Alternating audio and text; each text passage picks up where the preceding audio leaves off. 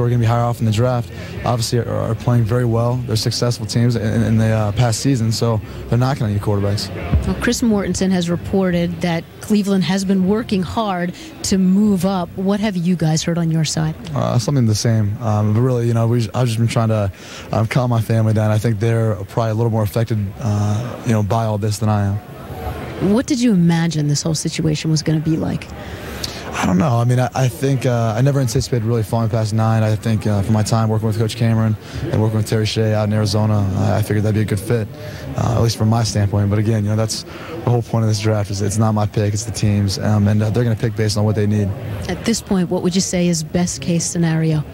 I don't know. That's tough because I think, again, when you look back at your experience through the combine, the draft, and your visits, I didn't really have an opportunity to speak with a lot of the teams, you know, towards this end of the draft. If I did, it was only for a small moment in time, and I didn't have a chance to visit either. So it's hard to get a sense for really how you, you know, kind of anticipate things coming up here. So at this point now, what's your game plan? I mean, really just kind of sitting back and waiting. I mean, there's nothing else really you can do. Maybe ordering some food or something because we don't know how long we're going to be here. So you're prepared to wait it out? I'm here in New York. You know, I made the decision to come here, and knowing, you know, keeping this in mind. So I'm definitely going to be here. Thanks for coming out again. Thanks for having me. Okay, Chris. Susie, Brady, thank you. At age 4, Brady Quinn, Dublin, Ohio, wore the Cleveland Browns colors.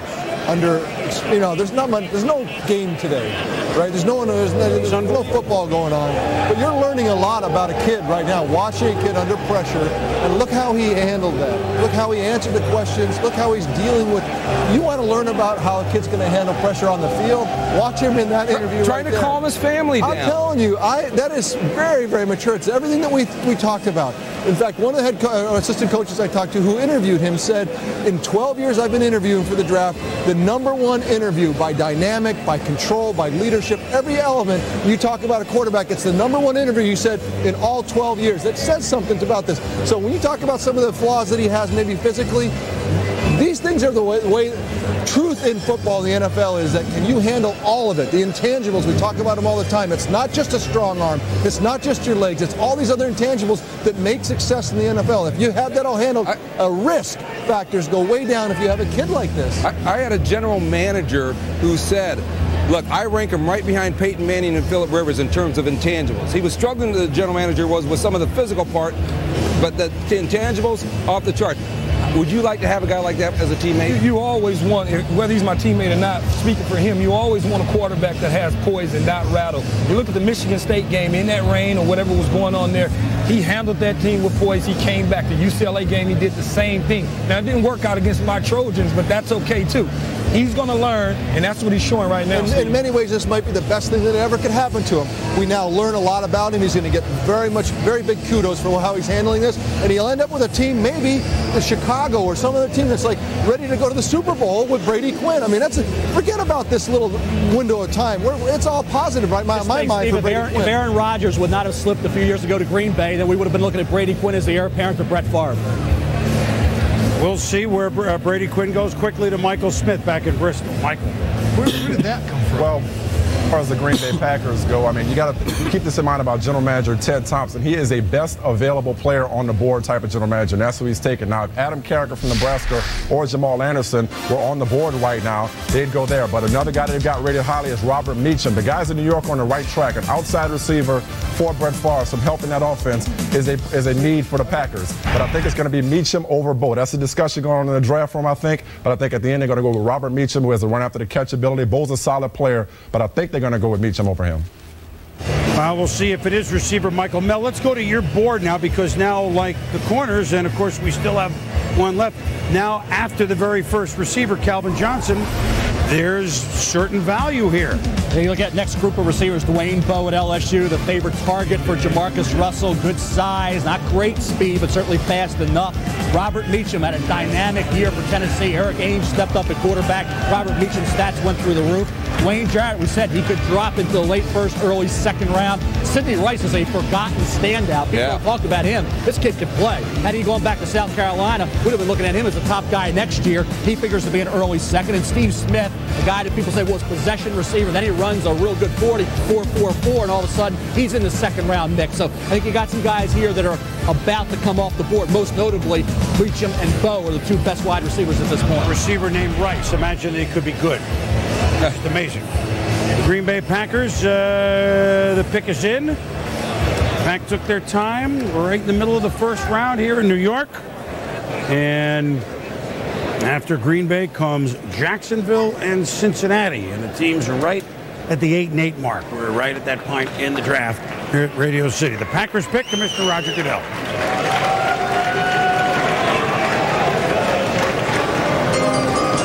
With the 16th pick in the 2007 NFL Draft, the Green Bay Packers select Justin Harrell, defensive tackle, Tennessee. There's the scene in Green Bay. I don't know what they think. Well, he was the next D lineman that I asked you about, Mel, when the Jets made the trade. He was healthy, and that's a guy that was a real force, a real factor on that defensive line for Tennessee. We said, hey, they look at Robert Meacham. Well, they looked at the Tennessee defensive tackle. Torn biceps injury early in the year prevented him from going through this draft process with momentum. Having that great senior year wasn't possible with the injury. But you look at a kid, you look at a guy that can play defensive tackle, four-man front. People from 3-4 teams liked him an awful lot. A 300-pounder with great athleticism is Justin Harrell. I think you look at a guy, as I said, the injury, that torn biceps early in the year, to show his determination, his character. He tried to play through it against Florida early in the year. He had the torn biceps, knew he had to address it, and he still goes out there and suits up for the Florida Gator game. Had a couple tackles in that game, 6'4.5", 302 pounds, 30.5 vertical, 24 reps at the combine when he wasn't even 100% yet. Means that reps will be over 30 when he is healthy. And a guy, as I said, we talked about him earlier, Boom, where would he have gone had he been healthy all year? Probably in the top 10. And they build their defense. Remember, A.J. Hawk, this gives them another body to let A.J. Hawk run free and make some plays behind. Well, just looking at your list of needs for the Green Bay Packers, I see up top, running back, wide receiver, tight end, fullback, offensive line. Brett Favre comes back another year. I'm sorry. If I played for 15 years, he played 17 years. You look at the first-round draft choice. What's the statement? I know nobody. You said nobody cares. That's fine, Mort. But I'm sitting back there. I'm saying, look, you got these top receivers on the board, and we go for a defensive tackle. I need the help. You say they have a plan. Listen, think about it. I'm telling you, it's a deep draft for wide receivers. You can get one on the second, third, and even fourth round. Randy Moss is in play here for the Packers as well. If Marshawn Lynch had been there, the running back from Cal, now yes, that would have been an offensive player that helps Brett Favre. I'm just telling you, philosophically. By the way, they were 25th in defense last year too. Does it not say to score points? You got to score points. And does it not say something to Brett Favre? Does it not but let's let the draft play out. Let's let this weekend play out before we totally criticize it. I'm not criticizing. I'm saying, does it not speak something to Brett Favre? You're talking about wide receivers, some level. Young Steve, and like Brett Favre likes guys with experience. Well, Greg Jennings, a second-round pick out of Western Michigan, had a good start to last year, then hit a wall. Did nothing the last month of the season. So sometimes these receivers do need a little time to adjust. But hey, Robert Meacham sitting there, it's not like he would have been a great pick. It would have said, what? I mean, Dwayne Bowe's sitting there. They're projected to be mid to late first. Justin Harrell would have been, as I said, had he been healthy, you could have marked him down as a top 10 pick, and he does give you a little versatility. I know all the years that I played, every year they didn't come to the first round and they didn't take an offensive lineman, and we didn't take, it said something. It didn't mean that it was a disaster. It just speaks a little bit to you. Well, they have to take a wide receiver. So the Packers have picked. We're at the midway point exactly of the first round. Jacksonville, Cincinnati, see? Jacksonville up next.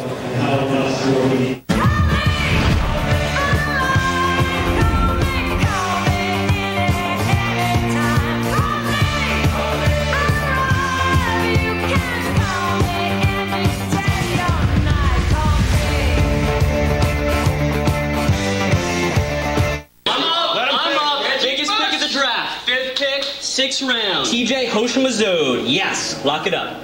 Who? What? TJ House of Vanilla. All right. TJ TJ, who's your mama? NFL.com Fantasy Rule 17. Know how to pronounce your draft picks. You mean TJ Houshmandzadeh from the Bengals? Put him on the board. Houshmandzadeh. Got it. Championship. Go to NFL.com/fantasy for early bird special sign-up offers. Things you love about basketball. Quickness. Quickness. Athleticism. Athleticism. Desire. Desire. You're a fan. You just don't know it yet. Watch MLS Primetime Thursday nights on ESPN2. Presented by Adidas. Aloha, I'm Joe Moore. Tune in to Leahy and Leahy every Wednesday night at 7:30 for insightful conversation about Hawaii sports and other living things. Wait a minute, I was on that show. We didn't do anything like that. What, do you change the format just the week I come? Hey, we carried you for a half hour, pal. Carried.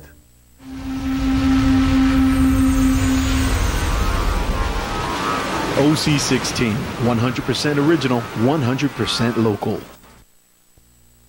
On today's show, we're delivering a message about a disease that could affect everyone in Hawaii. West Nile disease has not reached Hawaii yet. It has, however, reached 48 other states. On today's show, we'll talk with a world-class scientist about West Nile virus, its origins, symptoms, and effects on Hawaii if the disease were to reach us. Later, we'll visit with a veterinarian who specializes on equine animals and discuss the effect West Nile could have on our horses and other livestock. This is the NFL Draft on ESPN, presented by Coors Light. Welcome back, everybody, to Radio City Music Hall in New York. Midway through the first round of the 2007 NFL Draft, and Brady Quinn is yet to find a home, the quarterback of Notre Dame. He's waiting. He's handled it with aplomb, but now he's in there with a list of Reggie Nelson, defensive back Florida. He could be tabbed pretty quickly, as could Jarvis Moss, defensive end of Florida. Of course, we saw what they did against Ohio State. Just rolled over everybody into the backfield. Leon Hall, Michigan, we're still waiting. And so now the Jaguars, the Bengals, the Titans, the Giants, and the Broncos, as far as Brady Quinn is concerned, well, they all seem to be pretty well situated. Well, with Jacksonville, it's interesting. You know, we've been saying Brady Quinn where? Now, Byron Leftwich, former first-round pick, has 1 year left on his contract, and is not showing up. It's not showing up for the offseason program until next month. So, you know, David Garrard didn't work out quite last year. So, yeah, we say Brady Quinn, no Jacksonville, but the quarterback situation in Jacksonville is up in the air. When you have a quarterback on a 1-year contract, and the Jaguars are one with Byron Leftwich, the former #1 draft pick, and the Bears are another with Rex Grossman in his last year, you must at least have a discussion about the quarterback position. We were a couple of times in Jacksonville for Monday night games last year, saw them in person. That defense is going to be good for a while. They have some size and speed and toughness, and if they can score points and get that quarterback situation completely stabilized, it's got to be enticing at this point to think about it, Brady. Even though they'll tell you they need more speed on the edge on the defensive line. Yeah, they will, but they're the second-ranked defense. They are the classic, and we said it not to be funny, but that's the way they were all year. But we saw them twice. They humbled the Steelers. They shut down the Giants. They could beat the Colts. I mean, but then they turn around and lose, to Houston? I mean, they're a riddle, Jacksonville. Yeah, but every time not quite. So, I mean, with that defense. I know this much, and you're right about the yeah, but thing. Nobody likes to play the Jaguars. Right. Nobody likes to play them because they beat you up. And even though their defense is powerful, they still need an edge rusher, safety, and they need a safety. Reggie Nelson of Florida had been mentioned there. A guy like Ed Reed, that's what Reggie Nelson is. And on offense, type player. On offense, they have a new offensive coordinator in Dirk Cutter, the former Arizona State coach. He's a downfield guy in terms of how he wants to run the ball, throw the ball downfield. 4 straight years more to go on offense in the first round. You've had Matt Jones, Reggie Williams, guys like Mercedes Lewis last year. I think Reggie Nelson would make an awful lot of sense here as that center fielder that they need. Well, at Jacksonville on the clock, and they've got about 5.5 minutes to go. Steve, you brought up the Chicago Bears. Could they get in the mix? Could they sit where they are? Might they make a move? Should they think about quarterback at all? Let's get the thoughts of the Monday Night Football game. Mike? Chris, it's a good point because you look at the list, guys, and Tony, you were just talking about this. Here are the Bears. would that be a team that should say, hey, let's move up and go get him? Because as you guys were talking about, we have a good defense. If we get a quarterback in place, we can do bigger things. I'll tell you this. I mean, we like Rex Grossman. He's great to chat with and all that. But as late as the 12th or 13th game last year, people were asking Lovie Smith every 5 seconds, are you replacing him? Have you seen enough? Are you going to get rid of him? So I'm not sure that he's not skating on somewhat thin ice in Chicago. You know, I don't think the right move is to go for another quarterback. I still believe that Rex Grossman can play. I think you have a quality backup in Brian Griese. And Mike, you did mention a very good Bears defense. This is a defense that really struggled the second half of last season and in the playoff as well.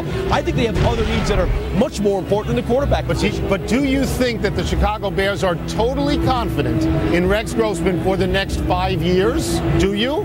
I do not, but I do not, but they will tell you they are. So. Jacksonville's selection is in, and guys, that becomes the question now. If you are going to be a team that says we are close, we can win now, why would you go get an inexperienced quarterback? Because that guy may not be able to plug in right away and take you to. Mike, I totally agree with that. When you bring in a rookie quarterback, an inexperienced quarterback, you almost always take a step backwards. I don't think the Bears are looking to take a step backwards. They went to the Super Bowl. They have a chance to go back to the Super Bowl with some astute moves. I think they have some problems they need to address. You see on the bar on the left hand of your screen, they announced that Jacksonville had made a trade. I beg your pardon for not hearing it correctly. So Denver is on the clock. Denver has slid up into this spot, and the Broncos have had an extraordinarily active offseason, making lots of moves. And Chris, let's go back to you as we now shift gears away from the Jaguars to the Broncos. All right, Mike, gang, thank you very much. So the Denver Broncos, the Broncos were a team that we heard could come up to 9, to 10, to 11. And what's the move here? We'll get the details of the trade in a moment. Defense. I got a chance to talk to Mike Shanahan yesterday. He said he wasn't anxious to move up to 9 or 10, but if they got in the middle part of the rounds and he saw somebody he liked that he needed, he was willing to go get him. And we've speculated a lot. Hey, listen, they need a defensive lineman, certainly, a defensive edge rusher. No, with Anthony Spencer or Purdue or somebody. They need a defensive tackle. Is that Alan Branch of Michigan? Or you need a linebacker. Certainly they need a linebacker, Mel. David Harris of Michigan, right, is one of those guys. I think you look here at a hot guy like David Harris. If you had an interest in Patrick Willis, as Denver may have for that middle linebacker spot, you should have an interest certainly in David Harris. Anthony Spencer, I said about 3 months ago, was my pick to be Defensive Rookie of the Year. A great pass rusher, led the nation with 26.5 tackles for loss. They had had no pass rush in Denver whatsoever the last couple of years. So the best pass rusher from a defensive end spot is Anthony Spencer. There's a defensive tackle, Alan Branch, who's a boomer bust type, but a big body, a defensive tackle. And then there's the middle linebacker, David Harris. I got to believe it's one of those 3 guys. Well, the Denver, remember, and the middle linebacker thing would be Al Wilson, right? Didn't pass at physical, has been such a great player. They just released him this week. Right. So maybe, but here's your rookie quarterback starting. Here's your rookie quarterback, Cutler, starting with an arm that when you saw him make a few throws, fellas, last year was, whoa.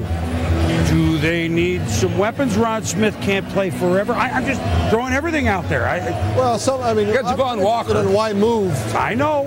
It's one guy. I mean, he's an offensive coordinator. He's an offensive genius. We know about Shanahan. So picking a wide receiver would make sense in this spot. You would take a wide receiver if you're Denver here? I probably would. You got Jarvis Moss, Anthony Spencer, all these defensive players. And to pair him with Walker is probably a good thing, so I probably would. They like Javon Walker. They have Brandon Marshall. They really like. They drafted from Central Florida last year. I don't see a receiver here. Mike. Let's get the details of the trade first, as Denver is moved up 4 spots. Okay, this is just the details of the trade that just took place. Jacksonville trades this pick, the number 17 overall, to the Denver Broncos for the Broncos' first-round pick this year, number 21, the Broncos' third-round pick, the 86th pick, and the Broncos' 6th-round pick, number 198. So a 4-spot move costs a 3 and a 6.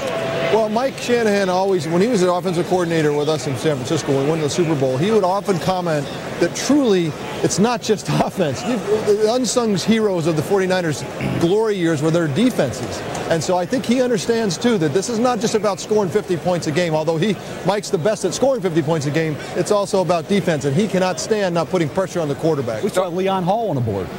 Yeah. I mean, we got a lot of good defensive players. And even though they have Champ Bailey traded, and they got Dre Bly. Remember, they lost Darren Williams in that tragedy during the offseason there, immediately after the season. So I still see it being defensive line or linebacker. I would think. All right, well.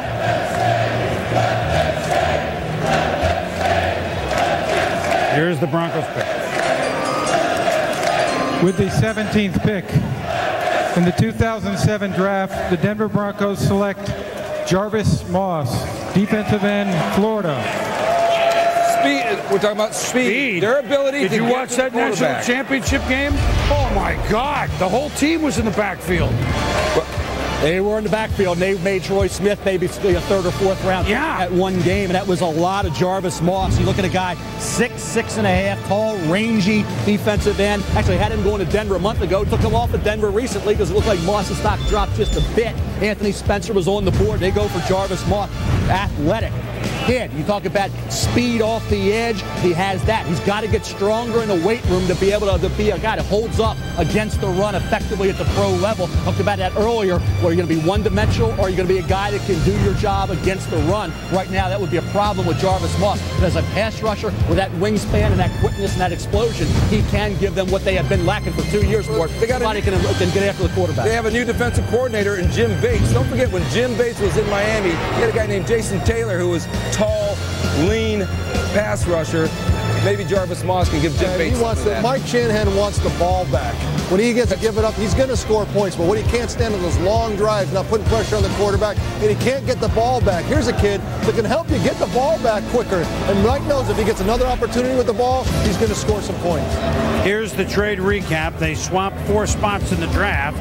And to move up, the Broncos cost them a 3, but they had 2 of them. So they still have a 3rd-round pick. And the Jaguars also get a 6, and the Jaguars will be picking now in just a few. It's the Bengals, Tennessee, and the Giants, and then Jacksonville coming up. And the Broncos go defense. When we return here to Radio City Music Hall, the Cincinnati Bengals on the clock, 3.5 hours in.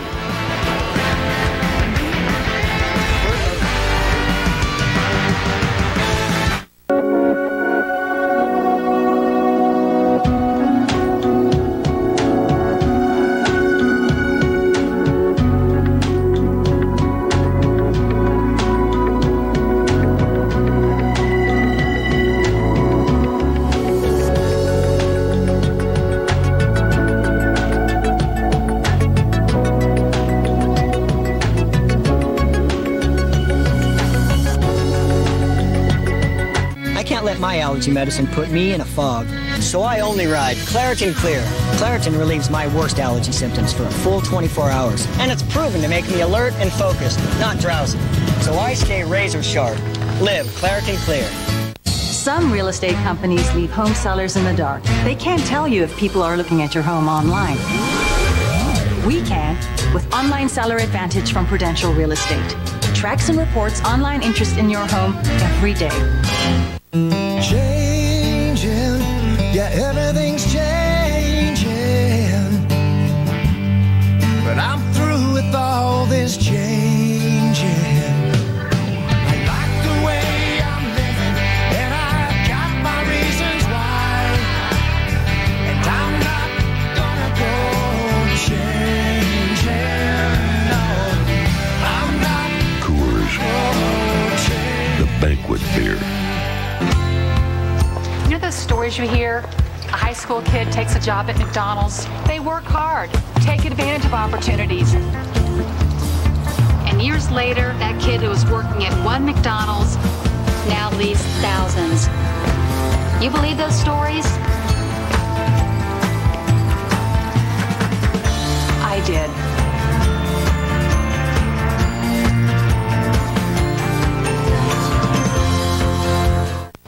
When you're alone and life is making you lonely, you can always go downtown. When you've got worries, all the noise and the hurry seem to help. I know downtown, downtown. Things will be great when you're downtown. Everything's waiting for you. No matter what you want to do in life, life takes Visa. Dave Revson with the Sports Center 30 at 30 update. In case you're just joining us or in case you have a really bad memory, Jamarcus Russell, as expected, the overall #1 pick in the NFL draft. The LSU QB goes to the Raiders. Notre Dame quarterback Brady Quinn surprisingly remains undrafted through 17 picks. Qualifying at Talladega, Jeff Gordon on the pole for tomorrow's Aaron's 499, his third pole in 9 races this season. Sports Center 11 Eastern, ESPN News anytime. Let's go to Trey Wingo.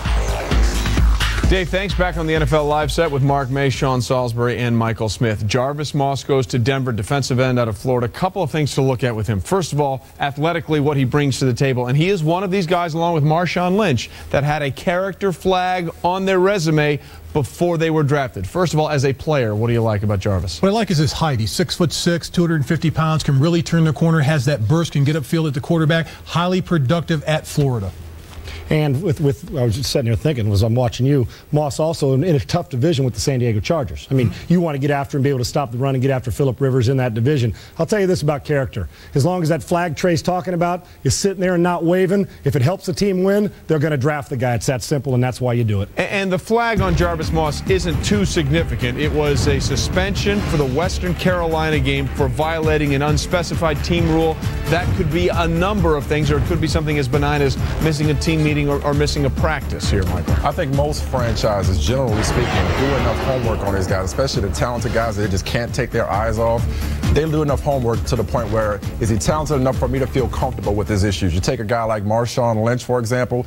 Keep in mind about this kid. He was a high school prep star in the Oakland, California. Stayed in the Bay Area, was a big deal in Oakland. A lot of people hanging around him, very family-oriented, rough around the edges, but everybody says there's no big deal with this situation happened with the assault. Everybody's comfortable with it. So if they're comfortable with the kid and he's talented enough, you look past the past history. I think a lot of people are looking for, repeat offenders, so there's not a repeat offender type thing. Well, let's take a look at the Denver defensive line now. They've got some depth now with Jarvis Moss going on that line, and right now it is Cincinnati on the clock.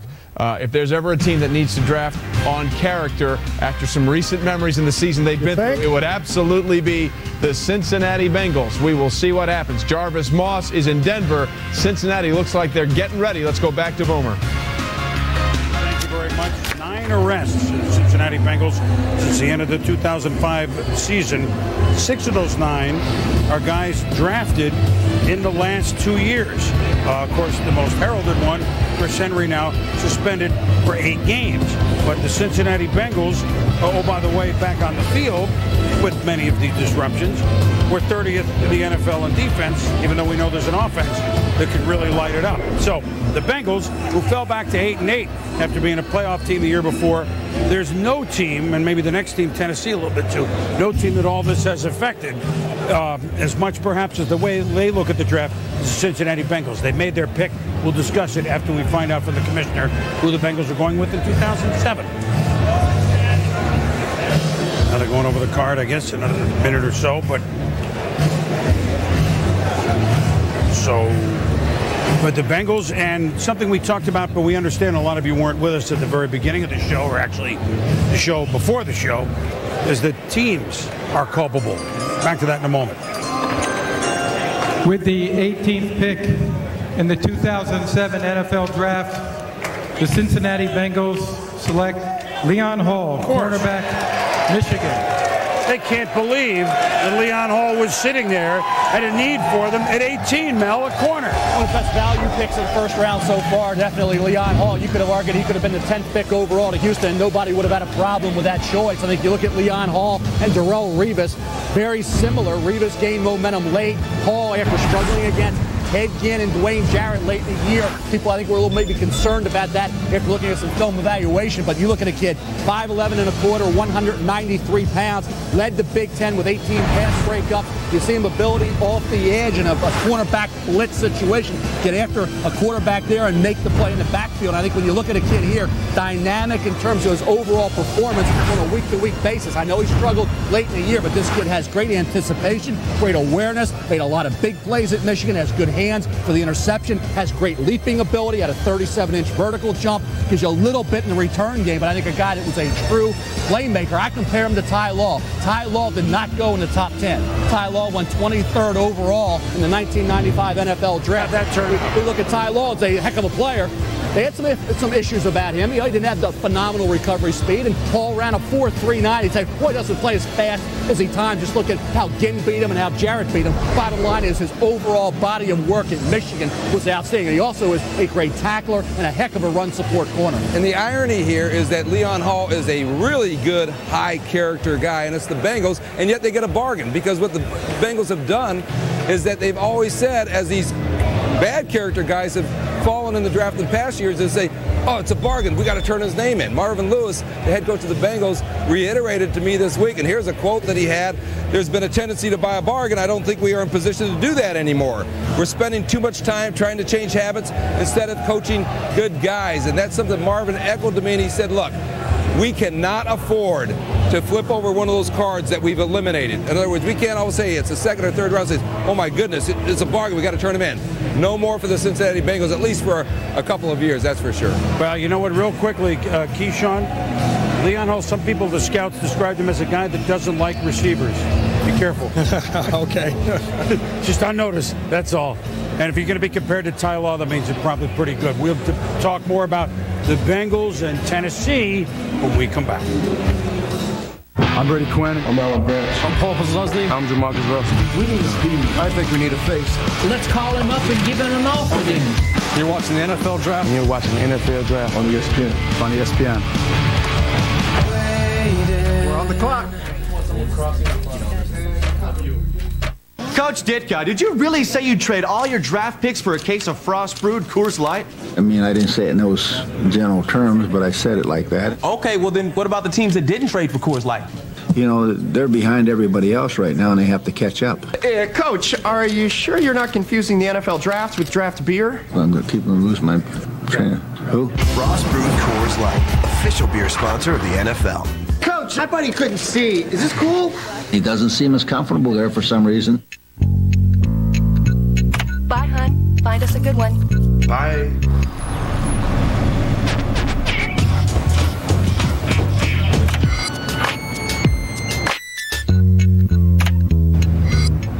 With 2 million vehicle listings to choose from on Cars.com, you can find the right car for you. There it is. Find the right car for you. Cars.com. Yikes, you got the middle, but that's okay. You got Wendy's new Steakhouse Double Melt. You know how good the middle can be. Caramelized onions and mushrooms, bacon, creamy Swiss, and peppercorn sauce melted in the middle of 2 hot and juicy, fresh, never frozen beef patties. You've got good move, Mr. 14B. You just landed in the best position to do what tastes right.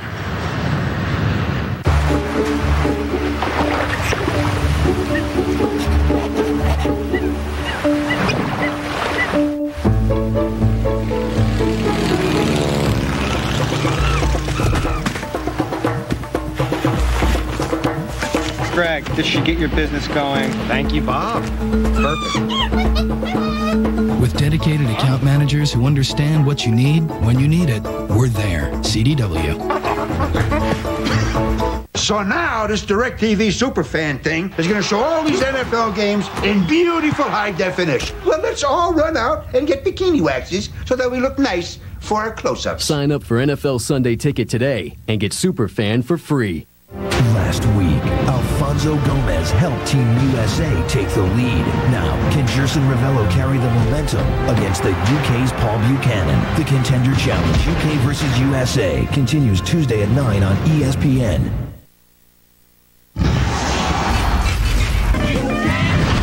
The Green Bay Packers select Justin Harrell.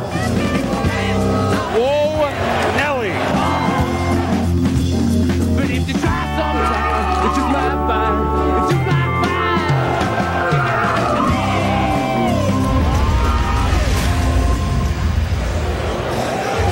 Back here in New York, the Tennessee Titans are on the board. A very exciting 8-8 season last year when they won a ton of games at the end behind the guy they drafted here a year ago, Vince Young. Of course, the Tennessee Titans also making news along with the Bengals for reasons that they wish they didn't. And, of course, the poster child, if you will, for a lot of this is Pac-Man Jones, suspended for a year by Commissioner Roger Goodell for a series of events. And I would turn at this point to a current player, certainly a guy that excelled and is a good enough Hall of Fame player, but just part of it is, and Keyshawn, you brought it out yesterday when we were talking about it, as a player in the league, doesn't it hurt you to see, and do you support this sort of new tightened policy vis-a-vis players who disobey the law? I support it, and one thing that you got to understand in this situation is you have to have veteran leadership in the locker room. Eddie George, gone. Steve McNair, gone. Kevin Carter, gone. And anytime you draft a guy with character issues and you know that he's gotten into some problem at some point, you need to really evaluate what you want to do in terms of taking this guy, because at the end of the day, you got to feed your family. I guarantee you, a lot of guys now are rethinking drafting guys with a lot of character issues. In the past, the NFL's been so worried about whether you have your socks up. I remember playing, and I'd be in the last drive of the fourth quarter, and the head referee say, pull your socks up. You know, all these things that the league nitpicks on. This is one of them, I think, that they've done very well. Mort talked about it. They went around the league and talked to old players, young players, management, everybody involved to come down with a policy that says, look, we are going to hold everyone associated with the NFL accountable. Players, staff, people in New York, everywhere. If you do something wrong, we're going to come after you and hold you accountable for it, including the team. I think there's that overarching policy that Roger Goodell has brought on that I completely support, because the NFL has to be accountable from within, just like anyone on the football team. Well, more on this, and it's certainly going to be a topic not only draft time, but all season long. Let's go to the gang at Monday Night Football. Mike? Yeah, it was when we were in Cincinnati, because Cincinnati-Tennessee sandwich picks here. That was the week Roger Goodell reached out to the Bengals last year when we were there at that Monday night game and said, hey, maybe you need our help here. Yeah, it's can we help you, which means you've got a problem. It doesn't mean can we help you. It says we're identifying that there's a need here and we're stepping in. And that was, I think, the beginning. If Roger Goodell is known for anything so far, it's sort of a return to law and order in the league. I fully expected these two draft picks in a row to be the Pope and an Eagles scout, because they're not going to. These two teams are not fooling around. Did it affect the way teams stack their board going into this draft? I don't believe so. You know, and character has always been important in the National Football League. I think it's come to the forefront with Roger Goodell. He obviously is making it very important. But I believe at the end of the day, when coaches are thinking about putting together their football team and how they're going to run their football team, it's about talent. The players turn over about every 3.5 years. The coaches seem about 50% every 3 years. It's about winning, and you win with talent. And I agree with that. But if there's an atmosphere now that says you don't even need a conviction to go away, you got to consider that when you draft anybody with talent. Again, I believe the character is important, but it's going to be about the guys that can help you on the field. Probably not different for the teams that always weighted high, and for the teams who have been in trouble, probably changing the way they look at the draft. We have Tennessee on the clock, and as you see, Giants fans, your turn coming. Jacksonville, Dallas, all the teams waiting in line. The Titans pick and the continuing Brady Quinn watch as we roll on the draft 2007 from New York.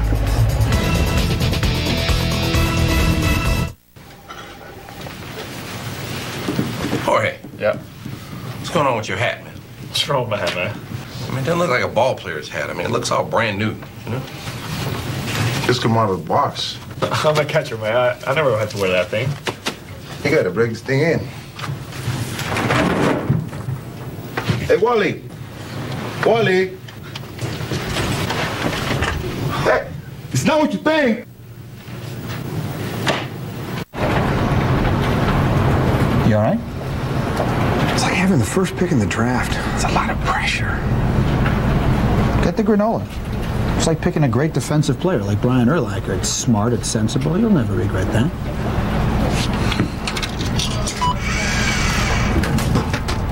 Dandy doodles. You took the flashy wide receiver with the attitude problem? What makes them different makes them great. Mike and Mike in the morning. I heard.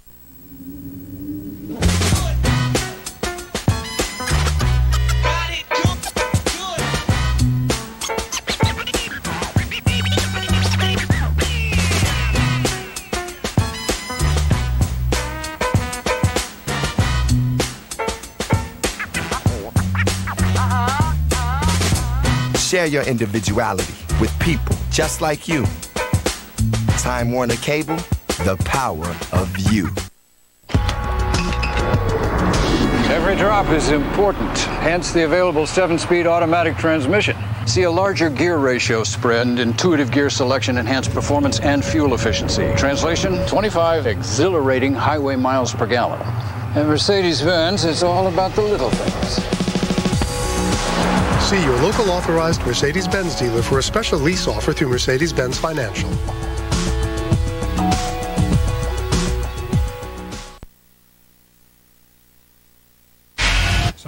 Trey Wingo here. Back to the draft in a minute. Tennessee, 19th overall selection, waiting to make their pick. Reminder on ABC, Juan Pablo Montoya leads the Aaron's 312 Busch Series race at Talladega. Tennessee on the clock with the 19th selection in the first round. For more on the draft, we send it back to New York and Chris Berman.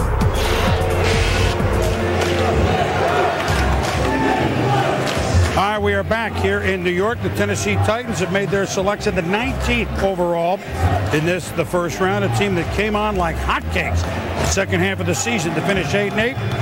And, Vince Young, my goodness, the sky's the limit. What should they do here? Where are they looking? They have two needs. Running back, which is why they've been talking to San Diego about Michael Turner. They've been talking wide receiver, too, as you know. And they've had discussions with Detroit about Mike Williams, the former Southern Cal guy. But, Key, what do you say receiver? I say wide receiver. And Meacham out of Tennessee. All right, well, it doesn't matter what we think. It matters what they think. And the commissioner's going to tell us what the Titans think. With the 19th pick in the 2007 NFL Draft, the Tennessee Titans take Michael Griffin, safety, Texas. You talk about receivers and running backs, and they'll take a safety on you. Well, just the big part here, and Mel, you can analyze Griffin. Now we have what we thought. Defensive run toward the middle of the draft. You're going to get good offensive value low.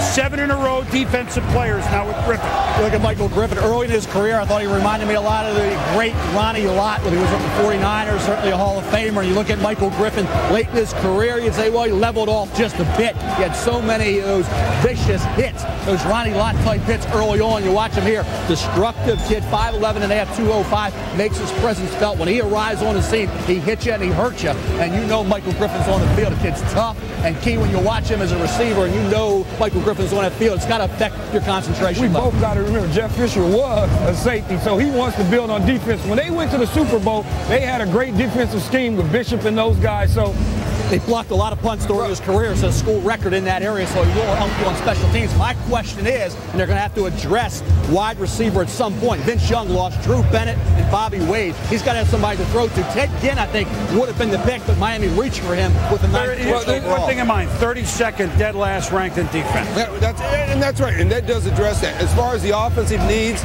yes, they got to address running back. We've talked about them having some discussion with San Diego and Michael Turner. They also have to address receiver. There's been some discussion about Mike Williams, the former Southern Cal receiver that the Lions may end up unloading, especially now that Calvin Johnson is with the Lions. So I think they're going to get to that help for Vince Young because they got to help. Because Travis Henry, the running back, is a big help to Vince Young last year, too, and he's not there. And Vince was great last year at doing what rookies have to do. Stay on the field, don't flop around, dropping the football, throwing interceptions, and move the football no matter how you have to do it. This is the year where you start to settle in and need weapons that start delivering the football, to orchestrate. That's that development, that next step that Vince needs to take. And you need weapons for that. So I think a guy like Robert Meacham, who's local town hero, I get more emotional in the first round. That's my problem. Probably that's why I'm not a GM. I think a local kid like that can come in and help your young quarterback that had so much success last year. How do we get to that next level with Vince Young? Yeah, defense, fine. But I think it really speaks to getting that young kid some help. Hopefully they'll find another place. And they can do that with the trade for Mike Williams. And Mike Williams can get some help from Norm Child because they've been together. He knows him. He can embrace him. And a lot of times, some of these young players need to change the scenery. And this may work best for Mike Williams. Got a college reunion going on in Nashville, of all places, huh? SC. Spoken like a true alum. When we return, the New York Giants are on the board. Brady Quinn has not come off the board. Lots brewing.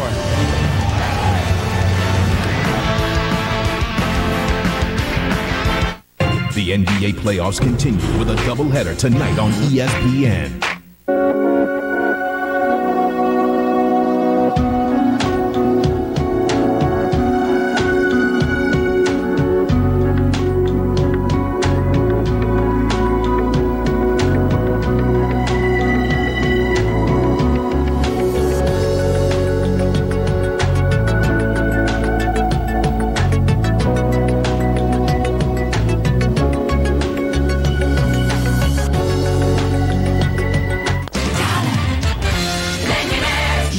it's time to vacation, Dollar Millionaire style. Road trip. With outstanding McDonald's fries and outlandish legroom, this cabin is first class all the way. Oh, these people don't fly coach, but they're pretty fly. They're also decked out with decadent double cheeseburgers and other dollar menu delicacies. No, they don't need a 5-star hotel. They've got $5 million. Coach, when it's this hot, can any beer be more refreshing than Coors Light? No, I don't believe that. That's not possible. We'll save a cold one for you, Coach. Yeah. I'm excited. I'm looking forward to it. It really am. How do you choose between Coors Light and cold refreshment? Well, I don't believe I can segregate the two. It was a trick question. Ross Brewed Coors Light, official beer sponsor of the NFL. Hey, Coach, we still got a 12-pack and 4 ice-cold cans. Well, 12 and 4 is pretty good. Hey, Steve. Oh, hey, Rick. You don't have Verizon Wireless. Oh, it's this new thing. They're letting people test drive them for a month. So far, I'm a lot happier. You guys never let me do that. Rick, it's not what you think. I think you're not as reliable. Then it is what you think. Now you can test drive America's most reliable wireless network. Try Verizon Wireless for 30 days. If we're not the best network you've ever had, take your number to one of the other guys, and we'll pay for the calls you made. Verizon Wireless. ESPN's coverage of the NFL Draft is brought to you by Hummer, proud sponsor of the 2007 NFL Draft. Hummer, like nothing else. And McDonald's. Welcome back to Radio City Music Hall. I'm in the green room, which has been vacant for quite some time, including Brady Quinn, who remains sequestered in a private quarters set up by Commissioner Roger Goodell. But I just spoke with Brady Quinn's agent, Tom Condon. He told me they have gotten calls from 3 different teams who have all expressed interest in Brady Quinn, and now they know that they all need to make some sort of a trade if they want to move up ahead of Kansas City, which it seems now is interested in Quinn. Chris? Well, Kansas City would be a hot button, you would think, Susie, as one quarterback, Trent Green, still there, 37 years old. Damon Heward is 34, although they did draft Brody Croyle last year, was their 3, and they got to move up to at least 2, but that could be a spot. And Kansas City is picking 23rd, but the New York Football Giants are right now on the clock at 20. The Giants had a tumultuous season that began off beautifully last year, stumbled down the stretch, but still were able to make the playoffs and just lost at the gun to the Eagles. However, Tiki Barber, of course, now retired, gone into our business. That's a huge loss, and of course, LeVar Arrington was hurt in the middle of the year, but left tackle Luke Pettigrew is a big loss for the Giants, trying to protect blindside of Eli Manning, and after years and years and decades of great service in the league, Bernie Accorsi, no longer the general manager of the Giants, he retired. Jerry Reese is the new GM. It was a mercurial season in which would Tom Coughlin survive? Yes, he did. Eli Manning, now he's stripped of his big running back. Now, you know, the Giants, it's kind of a decision time season for the New York Giants. You heard Joe Staley could be a tackle, although he played it, I shouldn't say although, because that conference is certainly big time. Paul Posluszny, who's much decorated linebacker at linebacker U Penn State. Would that be it? The Giants need linebackers. Remember, about a year ago they had none.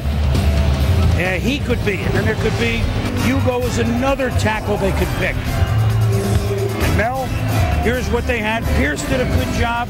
So tackle, linebackers are what they could use. I think left tackle, you got Eli Manning. He's your franchise. You got to protect him. They were not able to do that last year. He was throwing and falling back. He was not striding into throws. Eli Manning is the guy you got to keep upright. You got to maximize his ability. And I think left tackle, Joe Staley, will be an ideal pick here. They have a need of corner. Right now, who's going to cover those wide receivers that the Giants go up against? You have Aaron Ross from Texas and Chris Houston from Arkansas still on the board at this point. I would say wide receivers in need as well, but I would be looking at either the corner, and my number one priority would be the left tackle, Joe Staley. Well, remember, they did cut Luke Pettigrew, their left tackle, at the end of the season. Right? Surprised some people. He's down in Tampa.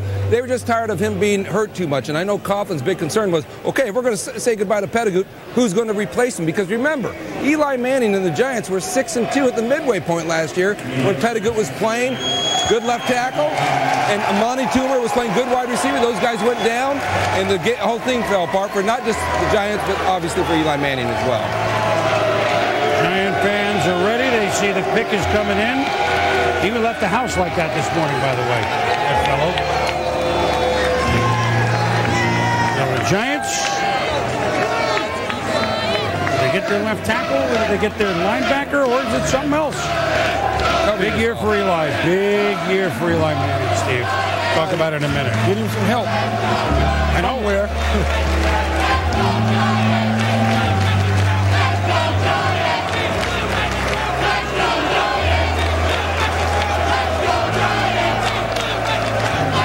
The beauty is everybody has an opinion there that's yelling on who to pick. Look at that guy. We all have opinions. That's why we're all here. I'm surprised more New York Giant fans are today than Jet fans. I thought the Jets would be more Jet fans.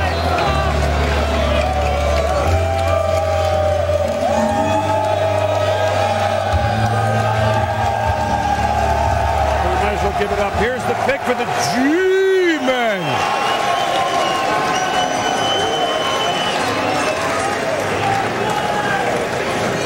The New York Giants, selecting 20th in the 2007 NFL Draft, select Aaron Ross, cornerback, Texas.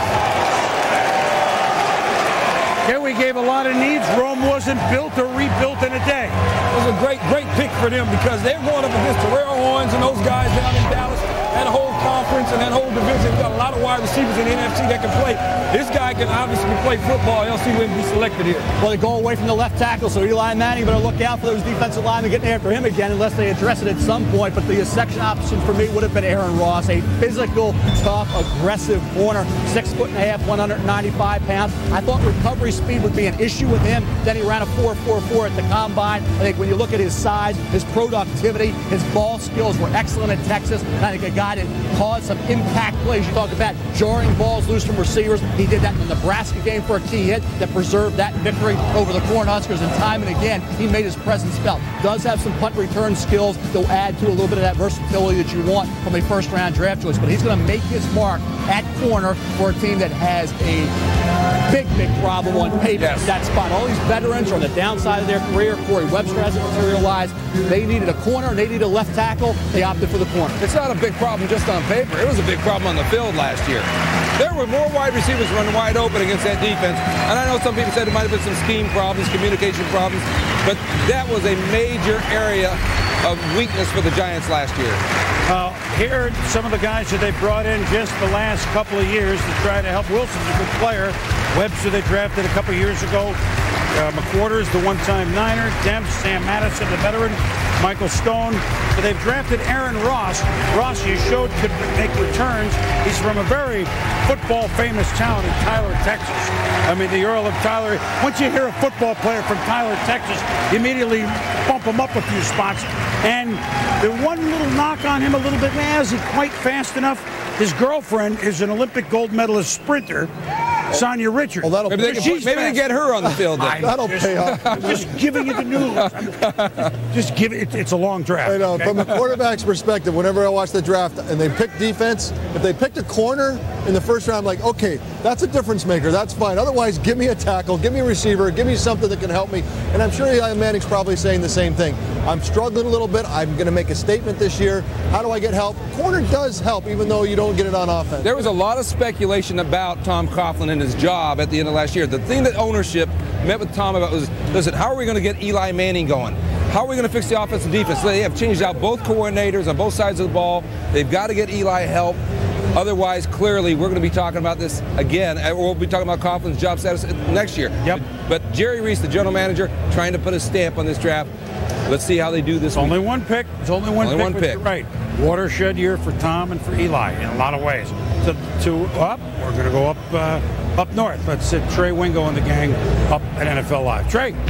All right, Boomer, thanks very much. Mark May, Sean Salisbury, and Michael Smith here with me as we cross the top of the hour. Brady Quinn still not picked, the quarterback out of Notre Dame. Next three teams picking, guys. Jacksonville at 21, barring a trade, Dallas at 22, Kansas City at 23. You could make the argument all three of these teams have quarterback issues. Do any one of these three teams take a run at Brady Quinn? I think if any of the three make a run at Brady Quinn, I think it's going to be the Dallas Cowboys. I think that's the best possibility. But if he falls by Dallas, I believe if Cleveland doesn't trade up to get him late in the first round, he will fall into the second round. That's nothing against Brady Quinn, but the bottom line is it was tough for him. As soon as the season started this year, he was on every college football magazine as the poster child of college football. I can understand now why Jacksonville would like him because they've had some troubles with the competition there. I don't know if that's going to happen. You take a look at Kansas City, drafted Brody Croyle from Alabama in the third round and gave Damon Heward a big contract this offseason. Trent Green's still there. And then you look at Dallas. The one intriguing thing for Jerry Jones is that he's a trophy quarterback because he's got that look and that feel. Maybe this is the one, and maybe they're not tied to Tony Romo. Now, this is Romo's stats first 7 games as opposed to last 5, Michael. And look, they signed him to a new contract extension, but it was a 1-year deal that's cap-friendly now. So if you're thinking, oh, they've signed Tony Romo already, it would not hurt them in the long run financially if they went after Brady Quinn. And the interesting thing is Tony Romo had the opportunity to sign a longer-term contract, but he didn't want to do so. He wanted to come in and maybe test, get more money down the road and see what else he could do for another year. But if Dallas Cowboys are probably the best option here, because the Jacksonville Jaguars, I don't believe Shaq Harris and Jack Del Rio would give up on Byron Leftwich. I know they like Byron Leftwich, and Brody Croyle, they hired him in Kansas City, and there are needs elsewhere. So Dallas is a very good possibility. And keep in mind, Bill Parcells isn't there anymore. This new coaching staff in Wade Phillips, Jason Garrett, they don't have an investment or an intrigue or interest in seeing Tony Romo succeed the way that Bill Parcells and Sean Payton. Yeah, but I also know this, that they still like Tony Romo's skills, and I don't think they're ready to quit on him just yet. Well, again, the issue would be if they take Brady Quinn, would it be for what they likes on the football field or the marketability of getting that Notre Dame star, Brady Quinn, to play under the star? Chris, it's going to be interesting. Back to you. Yes, absolutely. Jacksonville up, then Dallas, then Kansas City. So remember, Jacksonville dropped down after making that trade with Denver to pick up a 3 and a 6, moving down 4 spots. So the Jaguars 8-8 last year with that rock 'em, sock 'em defense. Let's see what the Jaguars do.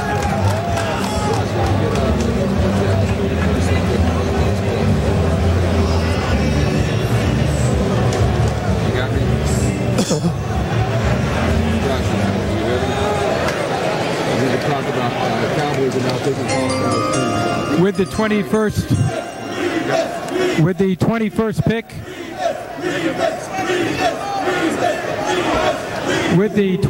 pick, in the 2007 NFL Draft, the Jacksonville Jaguars select Reggie Nelson, safety, Florida. Well, that's 9 defensive players in a row. We had 2 in a row go from Texas a moment ago, and now back to Florida, who just had one Jarvis Moss go a few bit. So both teams involved in that trade took a Florida Gator on defense. You give Jacksonville's organization a lot of credit. I mean, you talk about ending up with an extra 3rd-round pick, still getting the guy that you would have taken earlier at 17. You get him at 21 in Reggie Nelson. I talked about him already today, about a playmaker in the Ed Reed mold. You talk about a guy who covers a lot of ground. Some think he could maybe even be a cornerback at 6 foot, 198 pounds with that 4.46 speed and an awful lot of athleticism. This is a kid who the Florida people have said from day one when he came over from the JUCO ranks was the best football player arguably on that team. That's a talent-laden team that won a national championship, not just on defense, but overall the best player on that football team was Reggie Nelson. And I'll tell you what, for Jacksonville Morton to get him by trading down, they lost nothing. They got the guy that would have taken 5 picks earlier. Great job by James Harris, their general manager, and Jack Del Rio, their head coach. And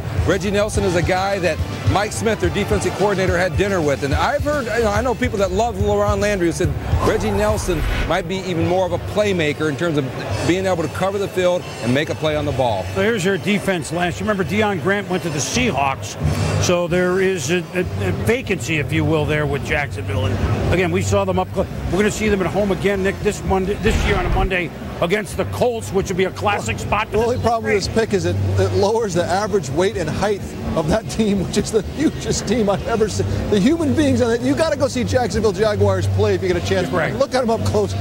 They're fearsome. This does reduce a little bit, but great. Stroud and Henderson, it's a joke. The defense only getting better with that pick. Let's flip over a little bit. Dallas Cowboys now on the clock here.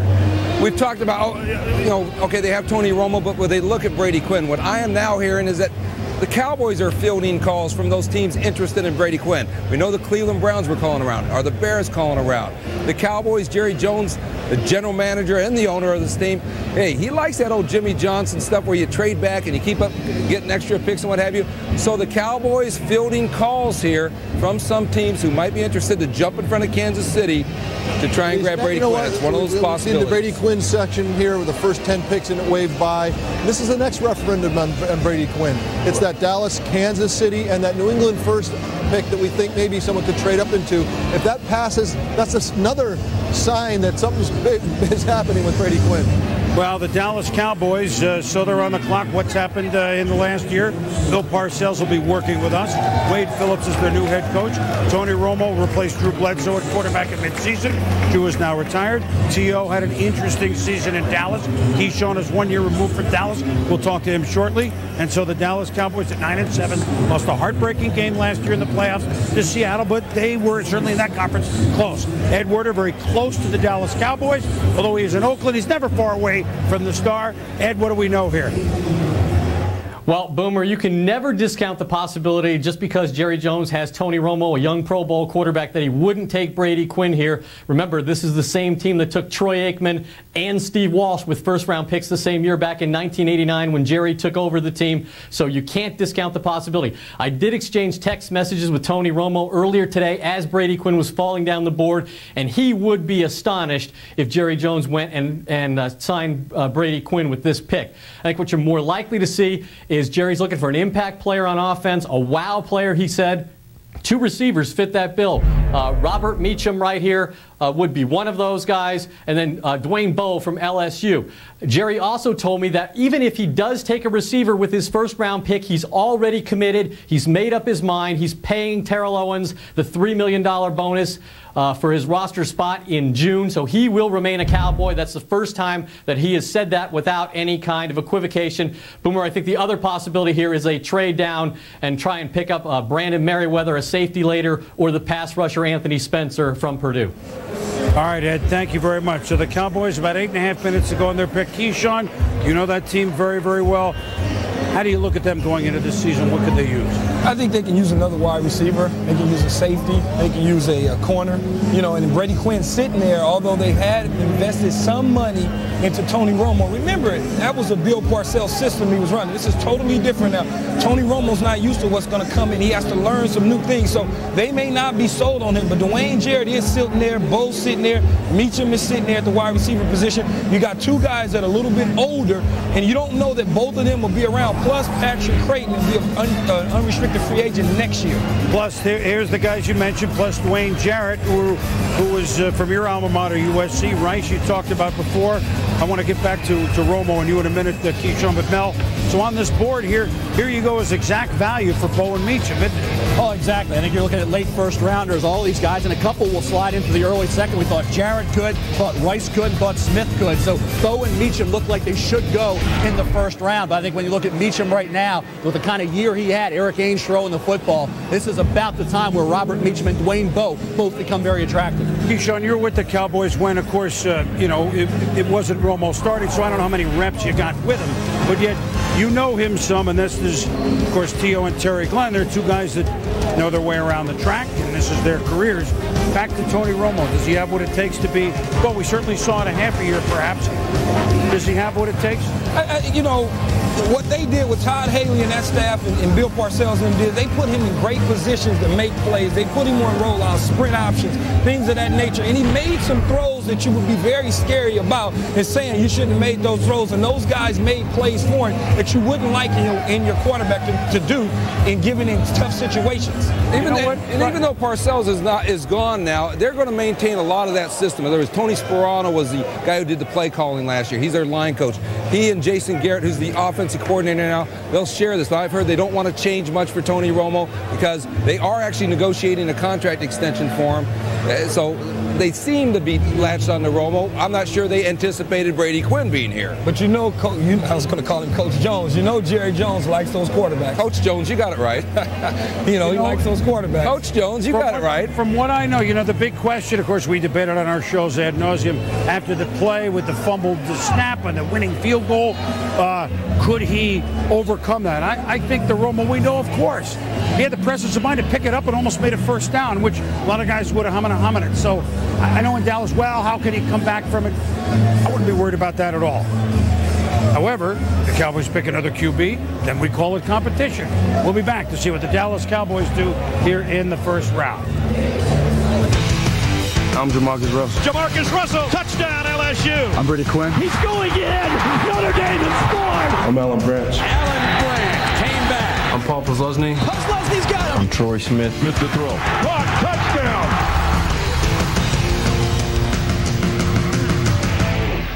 Meet Michael Johnson, the world's fastest man. Michael holds the world 200 and 400-meter records. When he turns off the lights at night, he's in bed before the room gets dark. Still got it. Brian, what's up? Hey, Michael, how are you? Moving this quick can make you hot in a hurry. Hey, so what does the world's fastest man call for? Coors Light. Frost Brewed Coors Light. The world's most refreshing beer. These are from Michael. Ladies. Hi, Michael. When it comes to banking, satisfaction means different things to different people. Someone knowing my name is no small thing. Having a dedicated fraud specialist if my identity is stolen is reassuring.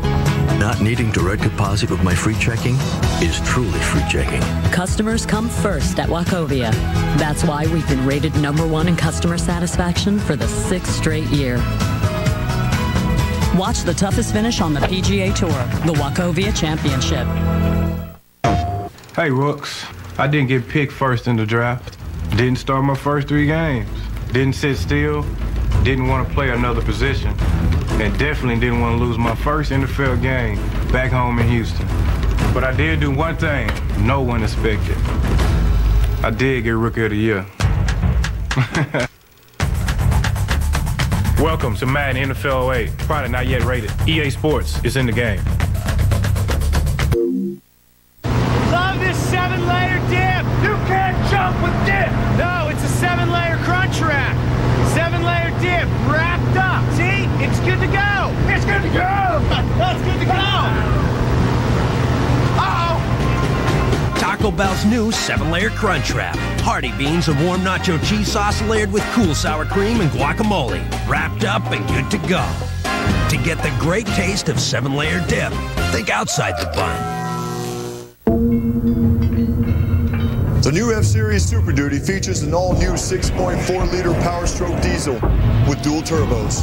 One to get things moving off the line, and another to keep things moving at higher speeds. Together, they let you tow more than any other pickup, up to 24,500 pounds. Introducing the bold new F-Series Super Duty. It's built better to work harder for you.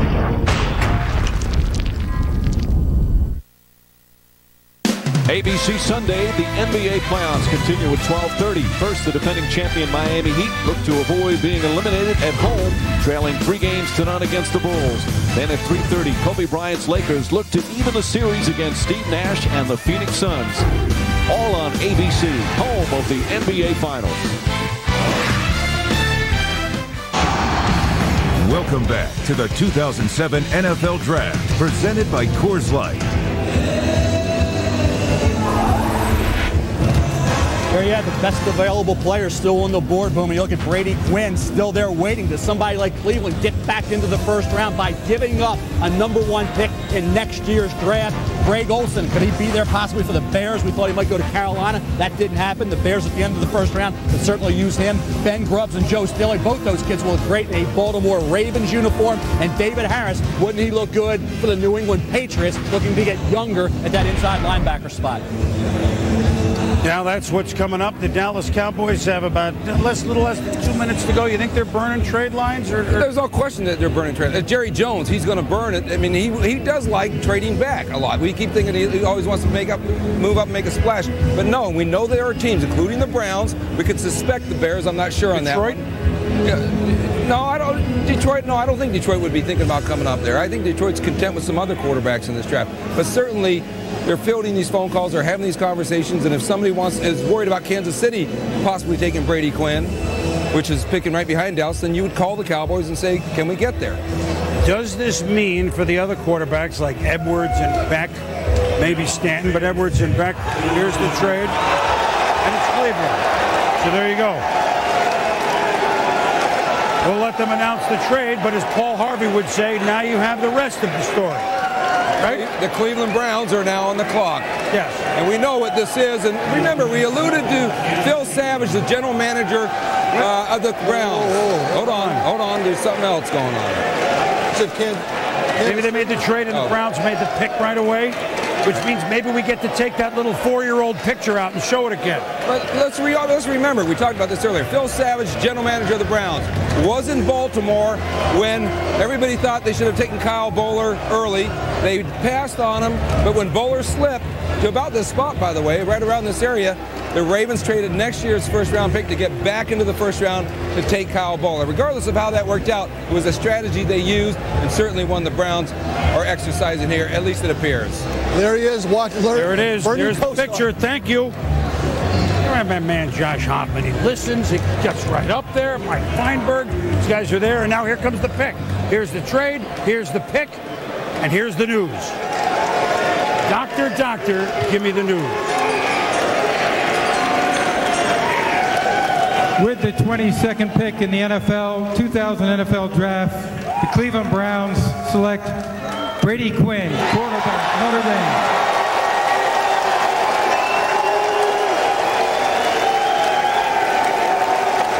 So Brady Quinn does go to the team coached by Romeo Crennel, who was the coordinator of New England on defense, but Charlie Weiss was the offensive coordinator, and they won Super Bowls. Sometimes stories take a long time to have a happy ending, but this truly became a bedtime story for Brady Quinn, but in the end, a pleasant one. Phil Savage had to be shocked when Miami passed him. I think who would expect that he'd have the opportunity to do this?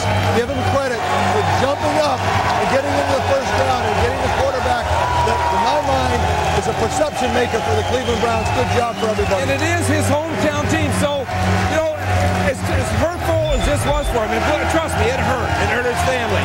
He's now got Joe Thomas, by the way, Wisconsin tackle, blocking him and protecting him whenever he gets up and playing for the Browns.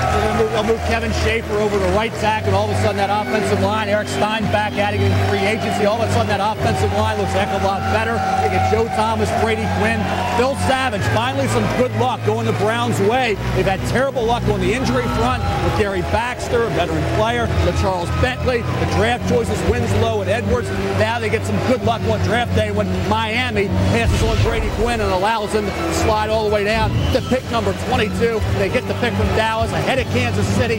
What better than that for Phil Savage, Romeo Crennel, Lerner? Everybody's happy. The state of Ohio, it's everybody. It'll be interesting as we watch Miami gain. Dan Marino falls all the way to him, and they make it. Now they pass on what maybe Brady Quinn, their whole career, will be looking at Miami, staring that down and pick number 9, saying, oh, you passed on Brady Quinn. Be interesting to see how that plays out. But they also played their cards right because now they got a guy that's from the Midwest. You know, the coach has been together. They got receivers. They got a tight end. They got the golden boy.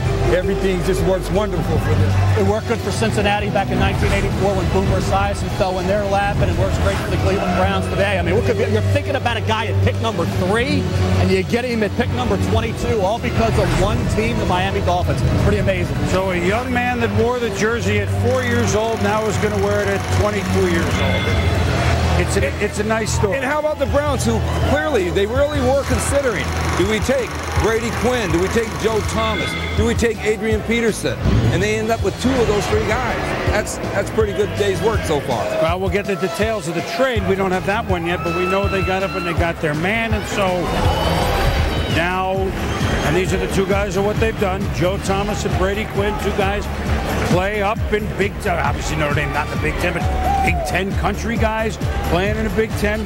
Joe Thomas, of course, is on a fishing trip right now on Lake Michigan. Maybe the boat sails right through everything, through Detroit and on the Lake Erie, and you just go to Cleveland. And now Brady Quinn doesn't have to take a long ride to go to Cleveland as well. Dublin, Ohio is outside of Columbus. That's just a couple of hours. Here's the trade. Just used to select Brady Quinn to the Cleveland Browns. In return, the Browns gave up their second-round pick, number 36, and the Browns' first-round pick in 2008. Next year's number 1. That's the formula. You know, you can talk about chart or whatever. That's the formula. It was used in Baltimore. It's been used by other teams. And obviously, if the Browns are picking on the top 5 or top 10 next year, we'll second guess it. But right now, they're doing what they passionately believe they had to do to grab a quarterback. And to think that it's Brady Quinn, I think it's special. Well, if you believe, and you work it this way, and you never know, that if you believe that Brady Quinn was, okay, maybe not at 3 for Joe Thomas, but if you believe that he was an 8, 9, 10, 11 overall for the Cleveland Browns, so you get him a year early with a number 1 that you would have spent at that point next year, if you believe that. And I'm sure Charlie Weiss, as it was mentioned, Charlie Weiss, as Keyshawn mentioned earlier, the Notre Dame coach I've spoke to, and he loves Brady Quinn. And I'm telling you, Charlie, there's no doubt he got on the phone with Romeo Crennel, or certainly could reinforce this guy is going to be an outstanding quarterback in the league. And so that connection doesn't hurt, certainly reinforced. We know that Randy Lerner, the owner of the Browns, was fascinated with Brady Quinn, but he did not impose his will on Savage by making him take him with the 3rd pick, and now it has worked out.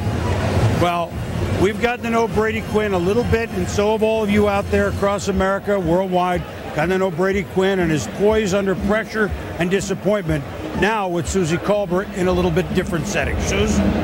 Well, Brady, Chris Mortensen was just talking about Charlie Weiss. How many phone calls did Charlie make today on your behalf? I don't know. I didn't have the opportunity to talk to him once the draft started, but I talked to him this morning, and obviously he was doing some calls and actually, talking to some teams this morning as well. But I'm not sure how many he made during this period of time. How did this all work out for you?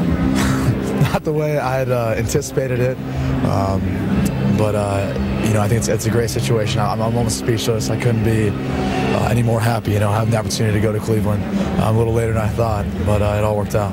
What does Cleveland mean to you? I mean, it's really living out a childhood dream, and it's funny how when you think the opportunity has passed you and you don't think you're going to be there, you're not sure what to expect, because after the 9th pick, I wasn't really sure where I'd go, and you don't really count on a team coming back into the picture like that, but obviously it happened, and it really is a dream come true. What was it like for you when you visited the Browns? It was fun, almost surreal putting yourself in the situation of being the quarterback for the Cleveland Browns. And it's something that you worn the uniform, as you guys saw on TV before earlier when you were younger, and it was finally starting to come true for him. So how would you describe what this day was like for you? It's pretty much been a synopsis of my last year at college. Just a roller coaster of emotions, ups, downs, and finally back up again. And the end result? Just getting exactly what I was hoping for. Congratulations. Thank you. We will see you in Cleveland. All right. Chris? He gets to play home games, right? He gets to play home games. As we said, he grew up outside of Columbus, Dublin, Ohio, a couple hours from Cleveland, and it's a nice story. It took a while to develop, but it's only one day out of a lot of days in your life. Mike, gang, Monday Night Football, your take.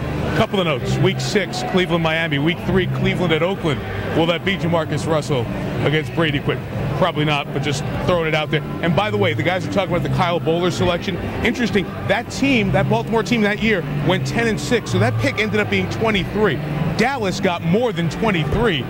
Cleveland's not going to go 10-6, you would not think, in the stacked AFC. So they really gave up more. So you can draw the comparison, but also know that the price paid here was pretty heavy.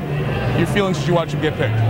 Listen, I think that's a great ending for his terrible, terrible day at this point. There was an ovation in this room unlike anything else all day. Even when the Jets and the Giants. He became the most sympathetic figure in this draft, and when he walked out there, he got a standing ovation. And a lot of those people don't like Notre Dame. Right. And they got nothing with Cleveland.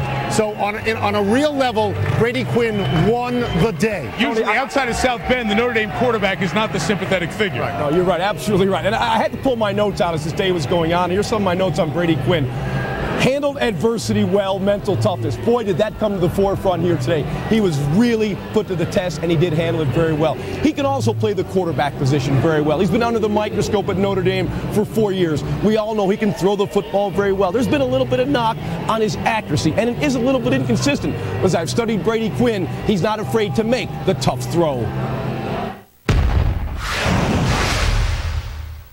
A throw that has become increasingly important to make in the NFL is the seam throw. And Brady Quinn has showed the ability to make it with consistency.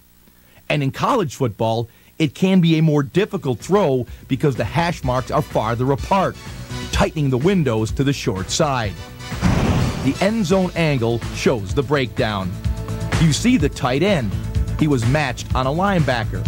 As a quarterback, you have to trust that he wins. You can't wait for him to break open. You throw with timing and anticipation. The defender Quinn had to beat was the deep safety. Prevent him from rotating over the top and making a play. Watch Quinn. As soon as he came off the play action, he got his head around and looked right at the safety. That's how you manipulate the secondary. Brady stayed in rhythm and delivered the right throw. Firm, with a little touch and precise accuracy. That's a throw that projects very well to the NFL. The other thing I like about Brady Quinn, he does not throw interceptions. That's the key. He's very judicious with the football. So Quinn, what are you doing? I was talking to Mel. I was ordering for Christmas. I was ordering the guide, like 15 for friends and family from Mel. I'm sorry. I'll get back to you.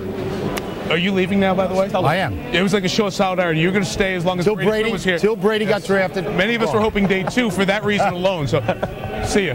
Kansas City's on the clock. They'll have the Chiefs pick as we continue with the draft from New York. How long does it take for a nightmare to turn into a dream? For Brady Quinn, it was 4 hours on draft day 2007. The Ohio kid is a Brown.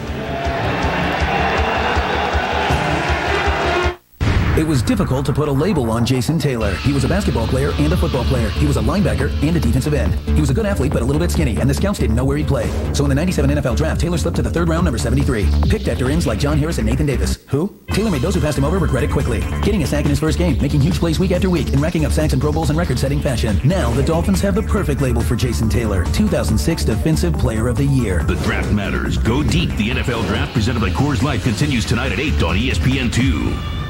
What's up? Nothing. Check this out. Is that what you call a chair in Minnesota? It's game time. Bring it. Oh, yeah.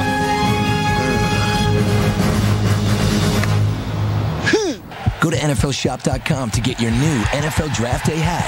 I want that! NFLshop.com. I've been doing a lot of thinking about this. Lunch, we've been tight for a long time. Dinner, I couldn't do it without you. But I gotta say, breakfast is the most important meal of the day. That's why I'm serving breakfast all day. Yes! I've always heard people say breakfast is the most important meal of the day, but coming from you, Jack, this is just awesome! The most important meal. Served all day. Well, that... When it comes to choosing a career, consider the laborers and union contractors. When you think of the laborers, think construction, healthcare, landscaping, environmental services, and much more. With the time-honored practice of apprenticeship, you'll be trained in starting a dynamic new career as a laborer. The Laborers, with its great benefits of employment security and training opportunities, will provide you valued skills. You can have a secure career in the construction industry. The Laborers are now recruiting and training statewide.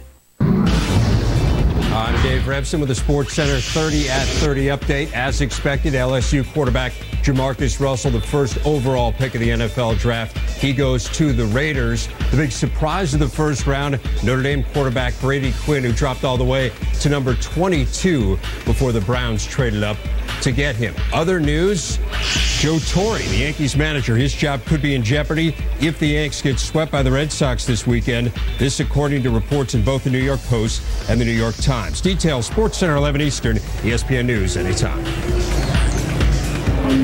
Well, welcome back to Radio City Music Hall. Brady Quinn waits more than 4 hours, but finally selected at number 22 by the Cleveland Browns. As I reported earlier, there were 3 teams that were interested. It was Baltimore, Kansas City, and of course Cleveland. Brady spent quite a lot of time on the phone with Baltimore, and then that's when Cleveland placed the call, and they knew they had to move up ahead of Kansas City to get their guy. Chris? Susie, thank you. So Brady Quinn, Browns, now Kansas City. With just seconds to go, they are the Kansas City Chiefs. Last year made the playoffs under Herm Edwards, his first year as head coach. 9-7. They lost to the Colts in the opening round. The Chiefs are the oldest team in football. That includes, we talked about the quarterback position, but from top to bottom, they average the oldest team in football. You can't survive like that. So might they go, well, there are a lot of places they can look. That line's been good for a long time.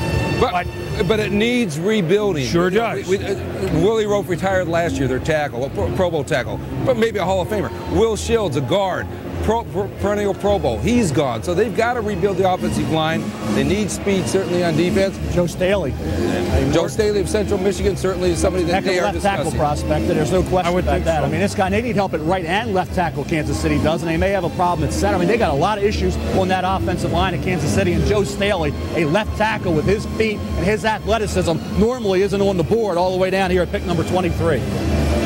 Now the Chiefs, here comes the pick. See what they do to get younger. We know this guy's going to help you. We know that much. With the 23rd pick in the 2007 NFL Draft, the Kansas City Chiefs select Dwayne Bowe, wide receiver, LSU.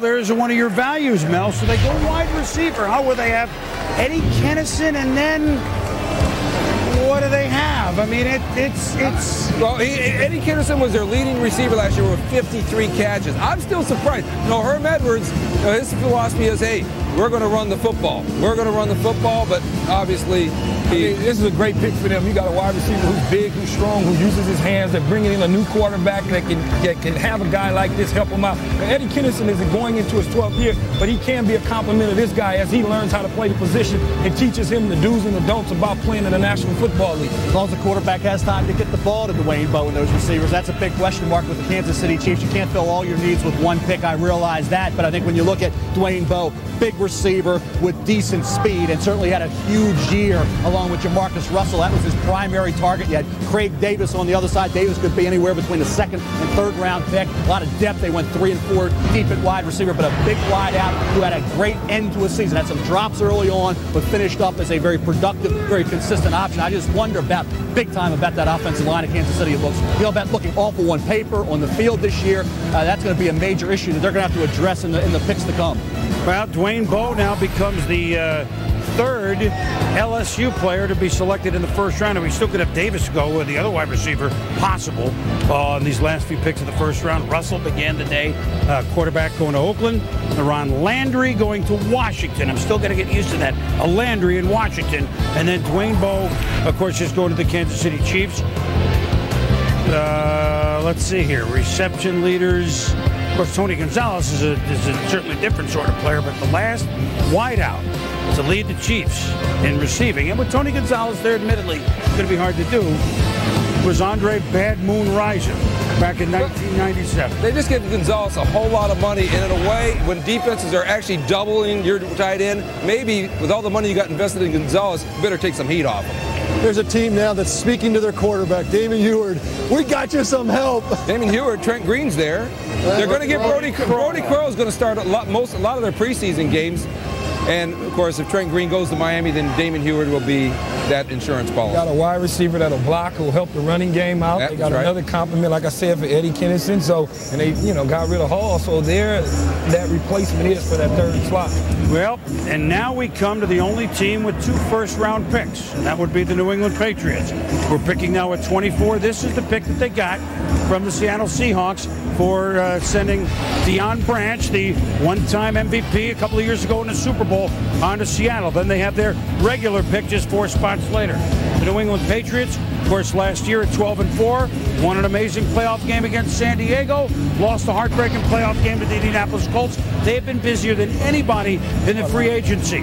They've gotten Dallas Thomas, who's a marvelous Pro Bowl player, to play several different positions for them, and they got to know him as coaching him as a Pro Bowler. Belichick and his staff were the Pro Bowl coaches of the AFC. They used the franchise tag on Asante Samuel to keep him around. You already saw that Welker and Stallworth and Kelly Washington, and actually a pickup I like a lot, cornerback Torrey James, which is just in the last 10 days.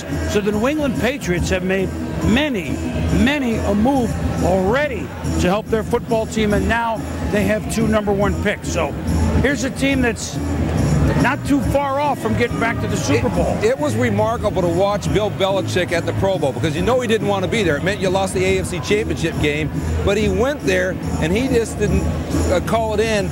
Not only did he coach his rear end off on the field for an hour every day, he studied Adalius Thomas, who was a free agent of the Ravens, and he had his coaching staff in their rooms at night looking at tapes of all the prospects in this draft. So he made the most of a week in Hawaii. It wasn't just vacation.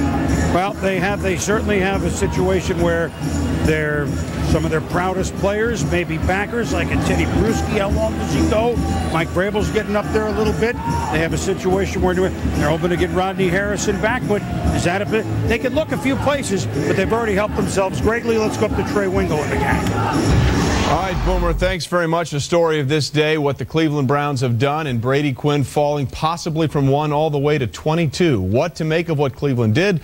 Let's bring in via Coors Light video conferencing the man who made those decisions. That's President and GM Phil Savage. Phil, first and foremost, what was the deciding factor for you in going back into the first round and making the trade to pick up Brady Quinn? Well, I think number one, Trey, we were in a situation where we were at the top of the draft, number 3, and we felt like that we needed to do something to solidify our offensive line. We did that with Joe Thomas, and quite frankly didn't expect Brady Quinn to fall as far as he did. And once he fell out of the top 10, we started calling teams at number 12 and just continued to work the phones all the way through. We had Brady rated very high on our board, just not in our top 3. And when you have an opportunity to add a left tackle and a quarterback in the same draft and factor in the possibility of Kellen Winslow Jr., Braylon Edwards, we added Eric Steinbach and Jamal Lewis in free agency, we think we're well on our way in Cleveland of turning the fortunes of this team around. So we feel like our luck has changed. Phil, I don't know if you heard, Susie Colbert was reporting that Brady Quinn was on the phone potentially with the Baltimore Ravens. How concerned were you that you wouldn't get back into the first round in time to pick him up? Very concerned. Like I said, we work the phones from number 12 on all the way through. There's obviously certain teams we didn't call, but as we work through it, we felt like as we got into it that there were teams that were going to be in the late 20s and maybe have a pick in front of us that would be able to make a better deal to the Cowboys or the Chiefs. And it seemed like the Cowboys and the Chiefs were the 2 teams that were doing the most talking about trying to get out of the first round, or at least considering a future number 1 pick. So, Jerry Jones and I had never done business before, and we kind of talked the same way, so we were able to hammer it out. Phil Savage with us via Coors Light video conferencing. Phil, for the trade to go back into the first round and pick up Brady Quinn, you give up your 2nd round pick, 36th pick overall in 2007, and your 1st rounder in 2008. Now, this is for a team that has now drafted a quarterback in the first round and is coming off a 4-12 season. There's the potential, Phil, that could be a very high first-round pick. What do you say to those people that say that's a stiff price to pay for Brady Quinn? Well, I think it's a stiff price to pay for a quarterback, period. And when we factored in what might be available to us next year, and the belief that we now are going to have Brady Quinn a year in advance of a different quarterback that we might have had to take next year, because you don't know how your season's going to go. We're confident that we're going to win more games.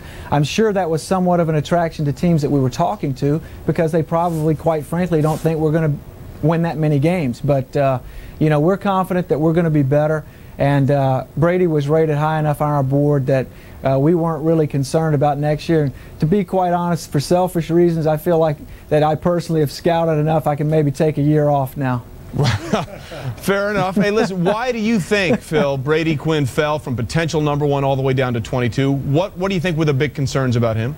Well, I think obviously quarterbacks, we saw something happen similarly to Aaron Rodgers a couple years ago. And, Jamarcus Russell, who I know extremely well, I've known him since he was a high school player. a number of years ago.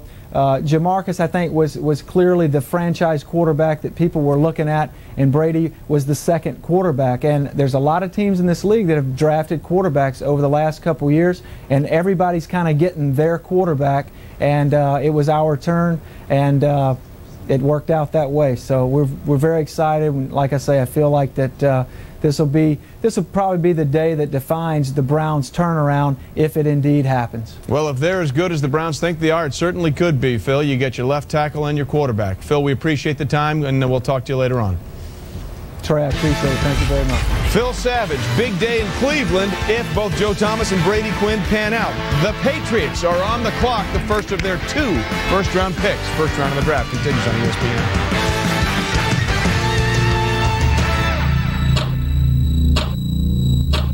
Coach Ditka, did you really say you'd trade all your draft picks for a case of frost-brewed Coors Light?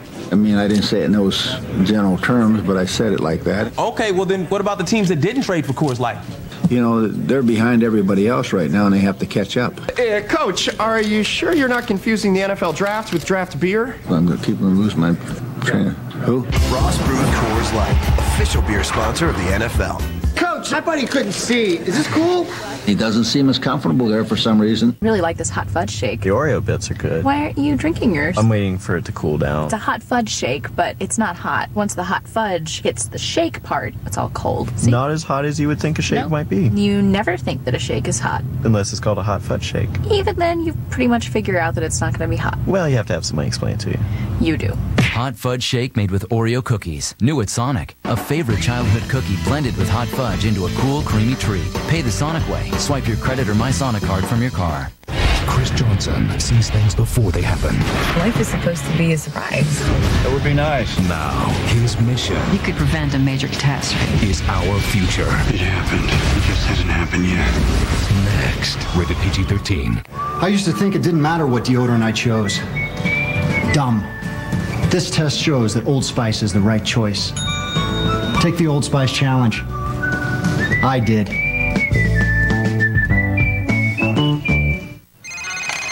Yeah, this head ball, coach. Hey, I told you he could really go.